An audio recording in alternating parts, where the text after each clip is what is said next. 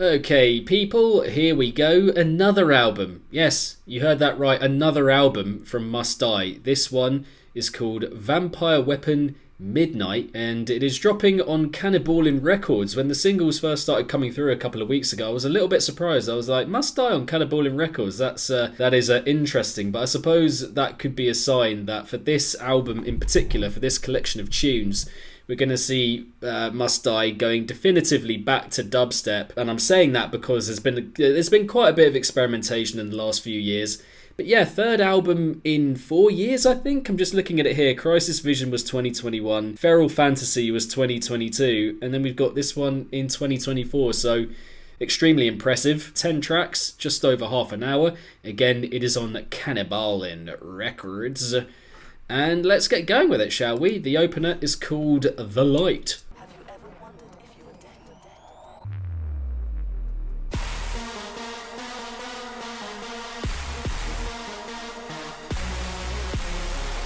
Big Must Die rave energy, classic, kicking us off, bringing us in. Oi! Oi! Yes, had to do that bit, had to bring that back in.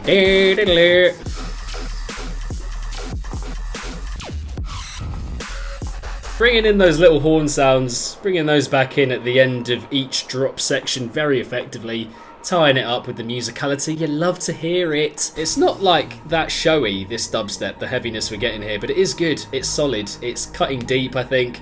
Nice range of different kinds of pitches. You got some gravelly stuff, then you got some more icy, high-pitched stuff. Good dynamic between different kinds of dubstep going on.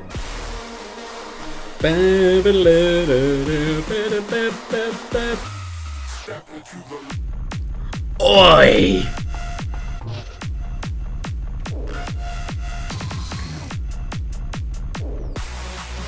Yes, and again, and again, and again. Oh, and right back in there.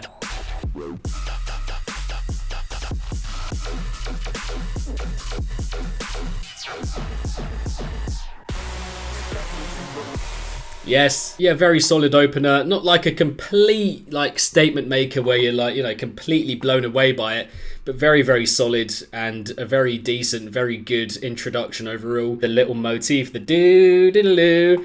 Those brass sounds are very, very good, musically kind of tying the track up. I like the philosophical kind of musings, reflections that we're getting at the intro and the outro as well. Again, I'm not like, wow, incredible tune, but it's a very solid opening. It doesn't put that many feet wrong, really, given what it's going for. I like the second drop switch up as well. There was a little bit of the dip, I think, was evident when it went back into the dubstep from that more, high-paced, in-your-face, big room, speedy techno kind of thing that was going on there. When it dipped back into the dubstep, there was a little bit of like a sucking of energy out of the tune, but still good to get a bit of that in the second drop as well. So yeah, powerful, solid opening there from Must Die on this LP. And next up at track number 2, we have Selector. Bigs in the chat, please. Bigs in the chat.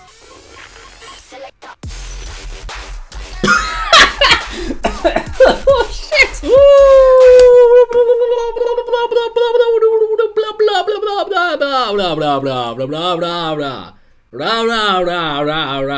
Rewind that, biatch! Rewind it! Disgusting. Fucking disgusting. It's just gonna be straight flames, isn't it? It's just gonna be bangers. Not like one where you're like, you need the storytelling and the stitching together of the tunes and all that stuff. It's just bangers.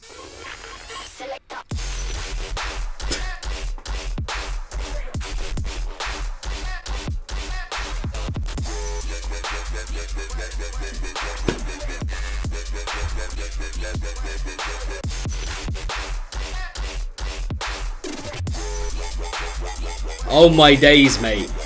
Oh my days. The second track in, and we're going this hard already.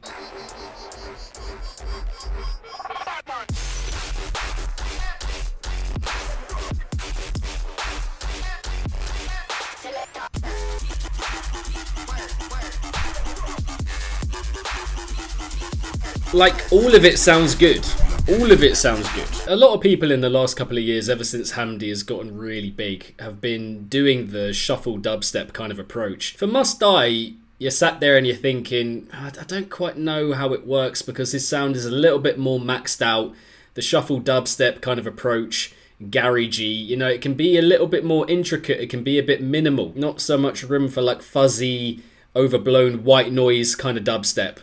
Overblown in a good way, by the way. Must Die's done that for many, many years, but that just works so well. I can hardly kind of articulate it. All the production was immaculate, given the idea, the sounds that he was using. Just so good. I just love the constant switch-ups from one section to another and all of it feeling organic and smooth in all of that transitioning. That was a swimming track. That track was swimming along and I was there swimming full front stroke, back stroke, breaststroke ting along with it. I was there. Next one, see-through. Can we get another Bigs in the chat, please? Okay, Bigs in the chat, Bigs in the chat, Bigs in the chat.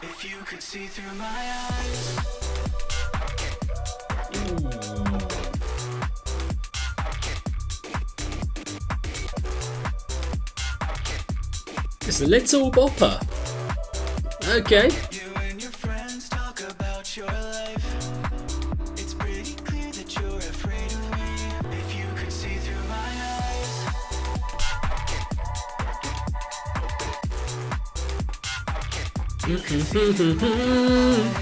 Yeah, it's nice. It's nice. I like it. Perfect for track 3, by the way. Track 3 is usually where you provide something a little bit different. You know, you put the other ones that have come before it into context a little bit. Different mood, different vibe, different tone, different genre. People are the worst. It's like the worst thing about music is that people play it.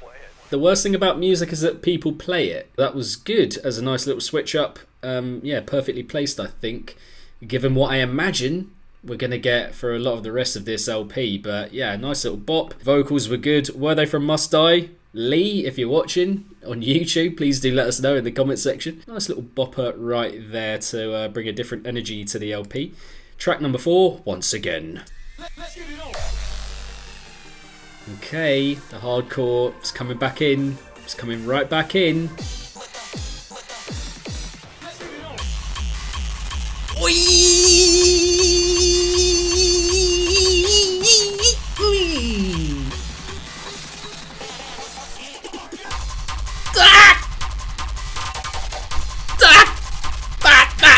Got a little like bounce on my chair, on my new chair, so I'm just like,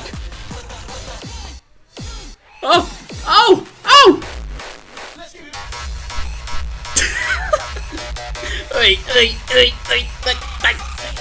Yeah, it's a prime donker. It's an absolute donker, this one. It's just going full pelt.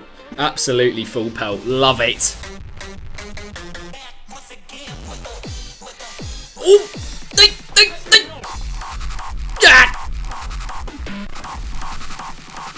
Ooh, and again, and again. Oi, oi, oi, oi, oi. Fucking hell.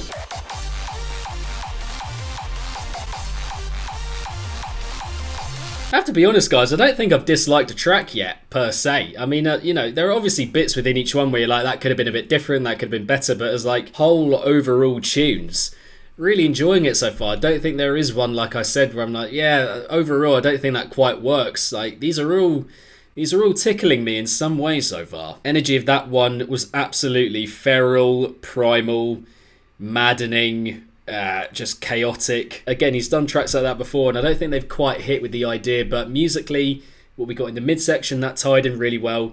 Some good vocal samples, keeping it catchy also. This album is decent so far, not gonna lie. Track number 5, kickback, kickback, be a kickback, be a kickback, kickback, be a kickback. Sorry, I just had to do the Ivy Lab reference there. It might be the same sample, you know.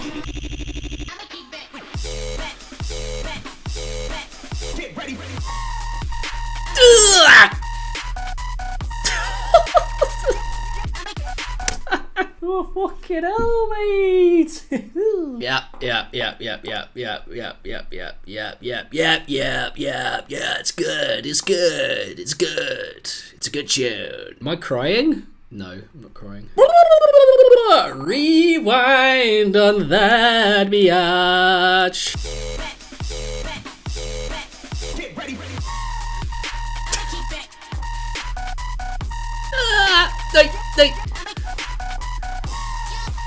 Oh, dubstep is so bad, baby, yeah. Little shimmering ting going on there. Oi. Ah, fuck it hell, lad. Oh, mate. Come on, man.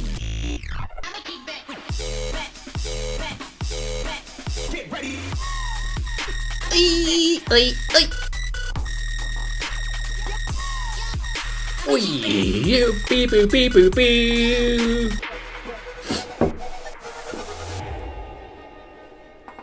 Lordy, that is decent. With a couple of the others that I've really enjoyed so far, the dubstep ones, you could maybe be like, okay, sounds really sick, amazing flows, production, everything, sound choice, but maybe doesn't have like a catchy thing, like a hook that's propping it up and pushing it forward and providing like an anchor for everything else, you know? But that one, that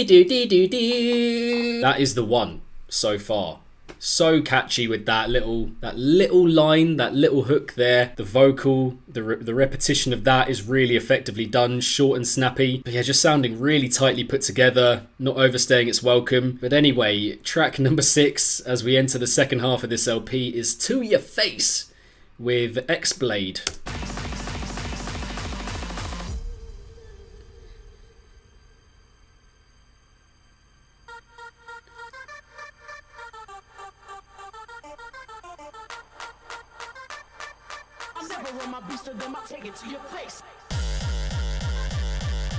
Ooh.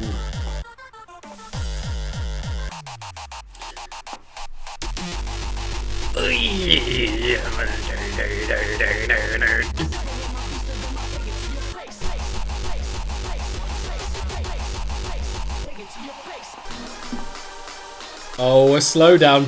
Okay.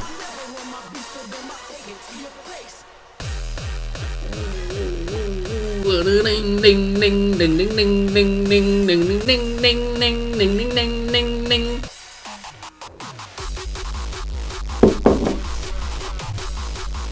This one's definitely built on itself. You know, when the first drop initially came in after that long fake out, it wasn't the best payoff, I'm not going to lie. Probably the least emphatic or the most underwhelming drop, the first one, but it's really evolved from that.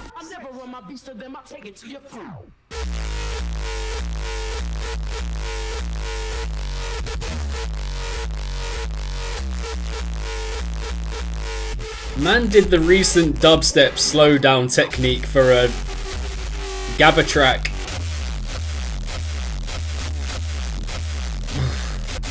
You know, that could have easily have just been another one of those tracks.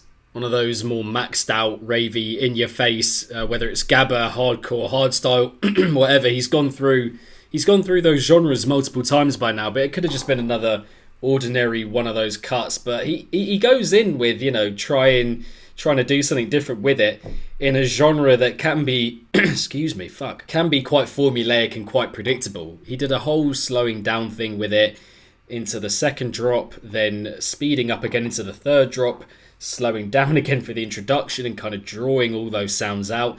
The one place where I'm like, it's not quite working for me again is that first drop. When it comes in, I don't think the payoff, given the section of relative silence that comes before it, kind of building up in a fake out, is that great. I don't think the impact is quite there, but the way it develops and kind of builds and rebuilds over the course of that track is impressive. Moving on, we have track number 7, Wanna Rock. Let's go, kids.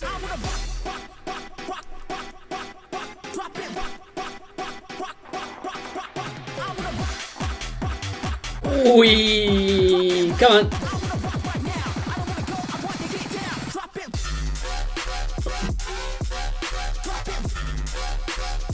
Oh, mate.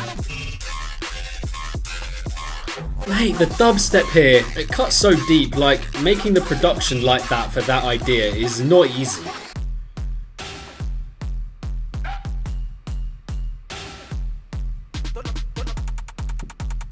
Oh, okay. I mean, this drop is a little bit empty. It's cheeky and it's funny, but it is empty. A little bit weird, a little bit odd.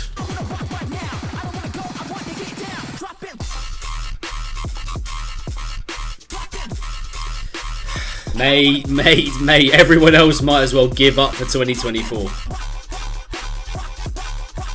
My one drawback with that one is the middle drop. I like the switching up into something completely different, but it is a little bit weird. It is one of the weirder drops on the LP so far that I'm just going to have to get used to a little bit, because yeah, I like the switch up and it is funny. It does have those lovely percussive bits ticking along in the background, and the vocal utterances are nice, they're good, but it just feels a bit empty. There's not a lot going on there, and we're getting used to, by this point with this LP, just a lot going on in each bit of heaviness. So okay, yeah, it's providing something a little bit different, but it still needed more going on to fully deliver what it was going for. Beyond that, fantastic dubstep, really cuts deep, jagged, edgy, angled, and very well produced. The builds, the vocal samples, again, very catchy, snappy, effective, but we got 3 left, 3 tracks to go. The first of those is Frequency Knife. Gnarly, right from the off. It just really knows how to grab your attention.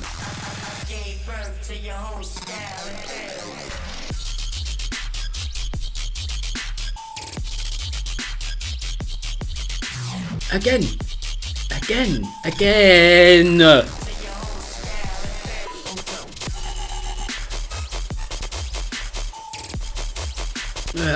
Okay. I think a little bit more straightforward, this dubstep. Still cutting very deep. Again, still very edgy. Still, getting right under your skin. Mechanical, industrial, all that kind of thing. But I felt there was room for a little bit more expansion with that idea. Just a little bit.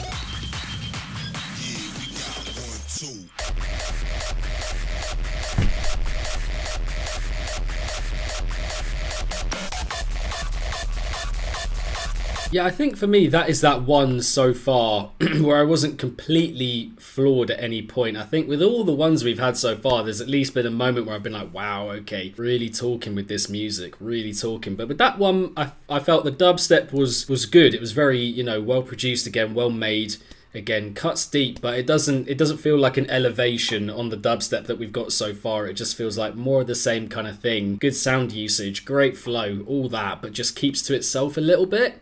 And doesn't feel completely and fully expressive with the bits of heaviness that we get there. And then the second drop is just like, okay, yeah, we've heard a bit of that by now. We have heard a bit of that by now. Like, do something a little bit different with it. We've heard that kind of drop from you in the context of your discography just quite a few times by now. So it feels like a little bit of an add-on. But anyway, next up, we're looking at track number 9, penultimate track, Disconnect.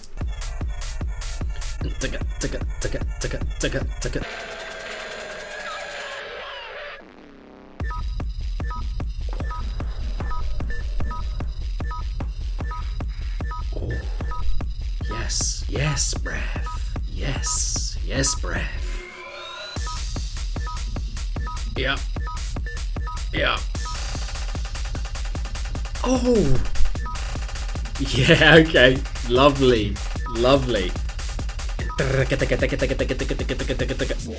I still wouldn't say like there's a sense of story tying these tunes up. It does just feel like a selection of bangers like put together, which is okay. I mean, that is, a theme for the album, clearly. It does have more of like a just banger centric feel than a thing of like, oh, there's a story kind of tying these tunes up. There's a theme, but that is different to a story.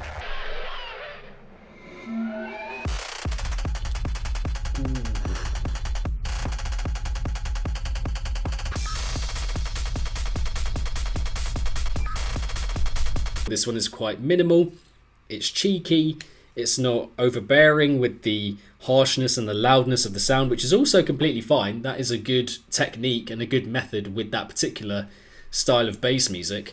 But this one, it just really stands out for that minimal approach, and the way that those bits of percussion come trickling in, the way they're mapped out and managed is great. I think it's really cool how that is repeated across the tune too, that kind of, and it's just a nice one to get for the penultimate cut on the LP. But finally following that, we have a collaboration, second direct collaboration on the LP, closing it off 187 with AFK.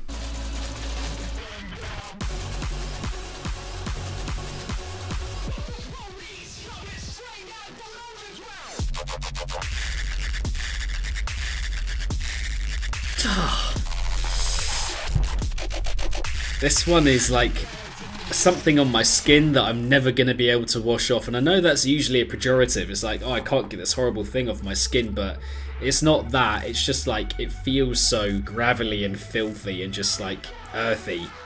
It's just clinging onto you. It's just clinging on and you can't get it off.